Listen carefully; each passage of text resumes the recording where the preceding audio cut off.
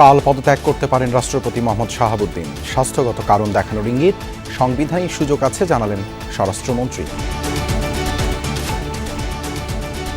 তিনি যদি পদত্যাগ করতে চান সাংবিধানিকভাবে সেটা মাননীয় স্পিকার বরাবর পদত্যাগপত্র দিতে হয়, এইটুকু নিয়ম আছে। এমপি গাজী নজরুলের অপসারণ চেয়ে আজও সাতক্ষীরা বিক্ষোভ। ইসি ও স্পিকারকে বহিষ্কারের বিষয়ে অবহিত করল জামায়াত। সংসদ থেকে চিঠি পেলে ব্যবস্থা জানালেন কমিশনার মাসুদ। পার্লামেন্ট কর্তৃক নির্বাচন কমিশনের নিকট রেফার করতে হবে। রেফারেন্স পাওয়ার পর এ ব্যাপারে যথাযথ তদন্তপূর্বক তার সিদ্ধান্ত জানাবে।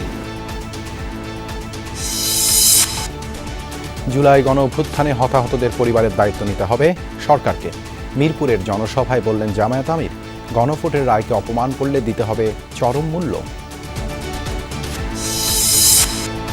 বিনিয়োগকারীদের স্বার্থ রক্ষায় প্রতিজ্ঞাবদ্ধ সরকার। FICCI সম্মেলনে প্রধানমন্ত্রী 2034 নাগাদ $1 ট্রিলিয়ন অর্থনীতি গড়ার প্রত্যাশা। When you invest in Bangladesh, our government will invest in you through our time, support and policies. This is a commitment we will try our best to keep, inshallah.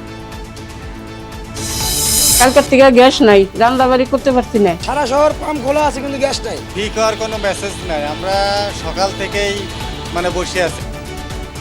Dhaka ও আশেপাশের জেলায় তীব্র gas সংকট। দীর্ঘ অপেক্ষাতেও feeling স্টেশনে মিলছে না কাঙ্ক্ষিত CNG. LNG টার্মিনালে যান্ত্রিক ত্রুটি কারণ বলছে মন্ত্রণালয়। এছাড়াও রাতের বাংলাদেশে থাকছে